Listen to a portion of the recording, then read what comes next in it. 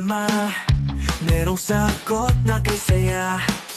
Sa simpleng bagay may diskarte, laging handa pag-thinking everything. Kahit anong hamon, hindi uurong, maski style, tuloy-tuloy lang to. Dito sa vlog, sama ka na, abot ang pangarap basta pwede ka. Maski TV, tara na't makiray, pag-thinking everything, walang imposible. Sa channel, ikaw ay inspired, kaya natin to. Good morning guys, ito nag-service tayo sa pangalawang kalye dito sa aking shop. At yan, umaalog na yung kanyang pulley ng gearbox niya, kaya sobrang raw ingay. Naiinis tayo may-ari. Nakakapaglaba pa naman pero ayaw niyang gamitin dahil sobrang daw ingay para daw magigiba. So wala nang problema dyan, papalta natin. So baklasin muna natin guys. Ito.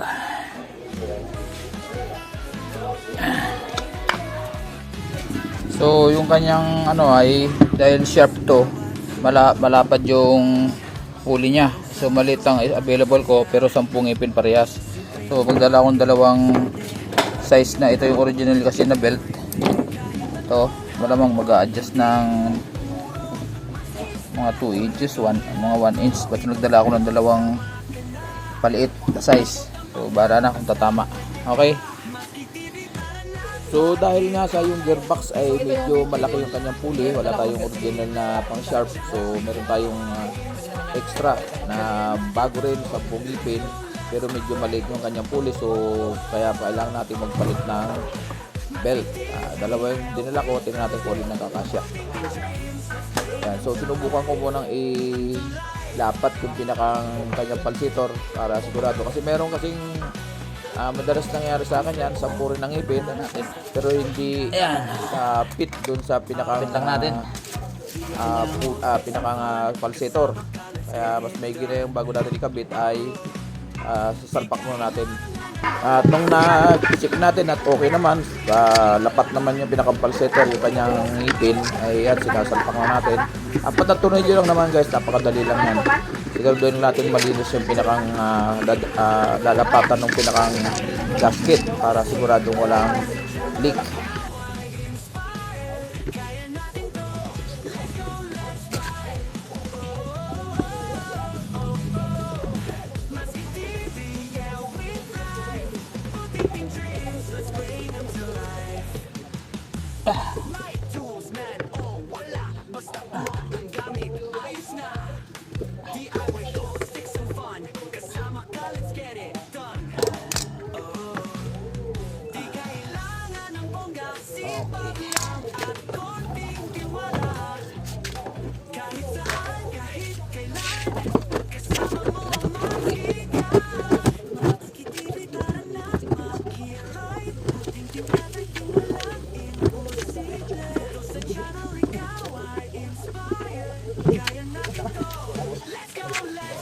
Ito yung mga tornilyo.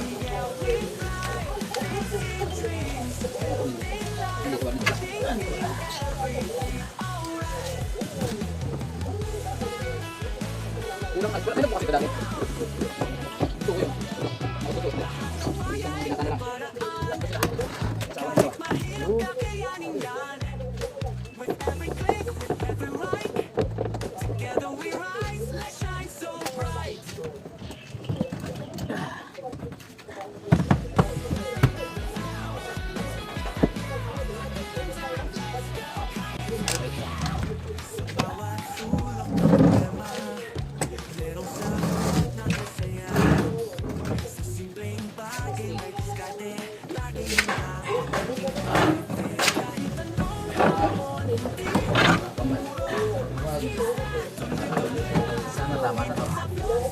Ayun, tama. Okay na. So, ayan. Kabit na natin guys yung kanyang gearbox tsaka yung belt. So, panda rin na lang natin. Mamaya natin ikabit yung pulsator. Okay na? Hindi na siya gagaya ng kaingay na ano. Normal na ingay talaga yun. Kanina garal-gal eh.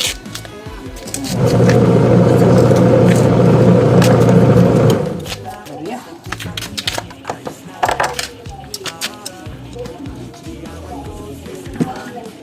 Muna. Sumasayad guys. Ayun, ang kita nyo may tama to. Kanina pa yung ganyan eh. Kaya kako parang maganda rito ay binabawasan ko ng konti. Yan, tumatama yan dun eh. Kaya ito, bawasan ng konti.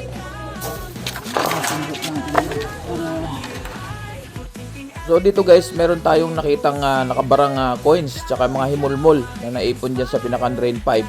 So sinusundot natin ng alambre yan para matanggal yung nakaharang, para hindi mahirapan si Mrs. magdi-drain. Ayan, ayun, mga coins yun, mga malalagkit na mga naiiwan natin sa mga short, mga pantalo natin dyan, maiiwan yan, magbabara.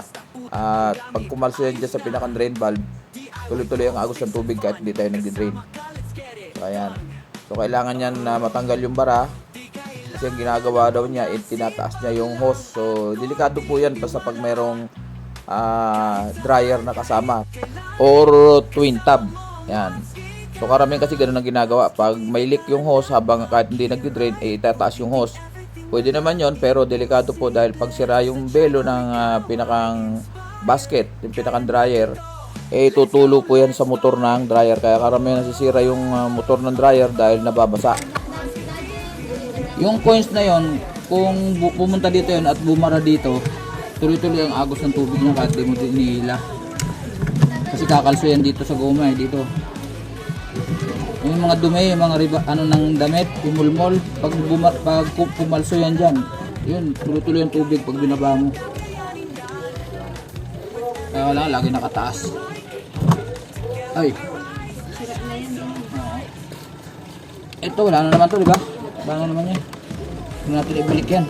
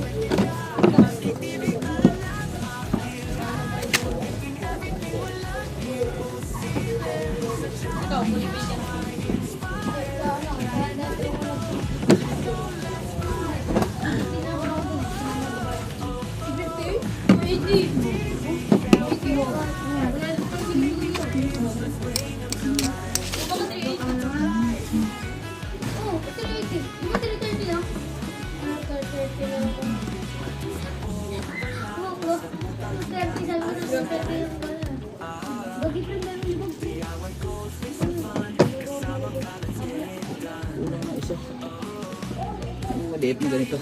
Meron doon.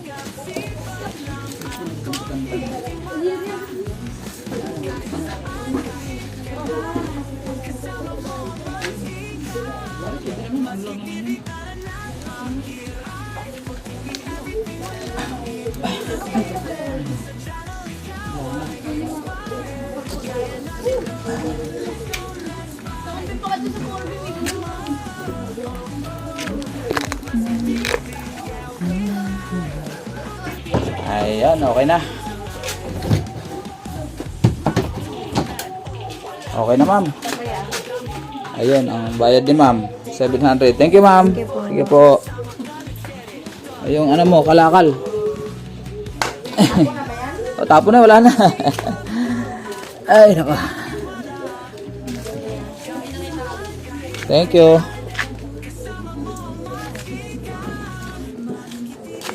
Laglag pa yung aking aray ko.